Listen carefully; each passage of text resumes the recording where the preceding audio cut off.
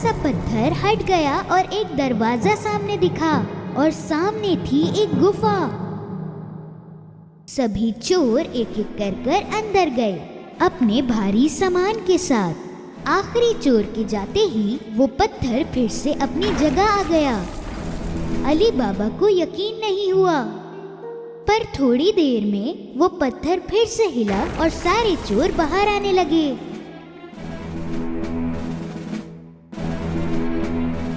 मालिक बाहर आया और फिर से चिल्लाया, बंद हो जा सिम सिम।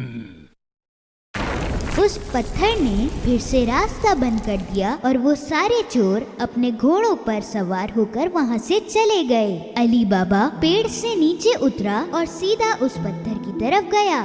उसने भी वही अल्फाज बोले,